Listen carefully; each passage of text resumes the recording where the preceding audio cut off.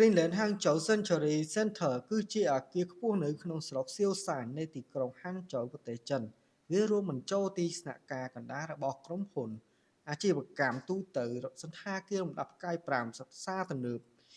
ប៊ូទិកលំនៅឋាននិងមុខងារផ្សេងៗទៀតអគារនេះមានប៉មភ្លោះដូចគ្នាពីរប៉មខាងត្បូងមានកម្ពស់304ម៉ែត្រនិងប៉មខាងជើងមានកម្ពស់303ម៉ែត្រដែលប៉មនីមួយៗមានកម្ពស់64ជាន់ដែលជាអគារខ្ពស់ជាងគេបំផុតនៅហាងជូវបច្ចុប្បន្នហើយដំបូលនៃប៉មភ្លោះមានកម្ពស់282ម៉ែត្រនិងមានកន្លែងចុះចតហេលីកូបទ័រផងដែរនិងមកុដមានកម្ពស់310ម៉ែត្រគម្រោងនេះបានចាប់ផ្ដើមការសាងសង់នៅថ្ងៃទី13ខែតុលាឆ្នាំ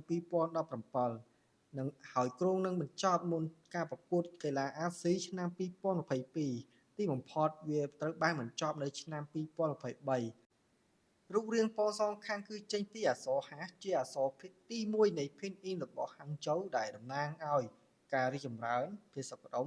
និងសោភ័ណភាពរបស់ទីក្រុងដែលឈរលើ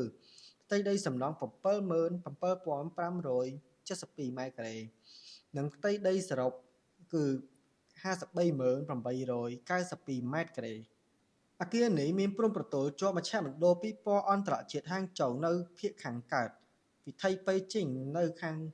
ត្បូងសាលាបណ្ដុះបណ្ដាលទូទៅនៅភាគខាងលិច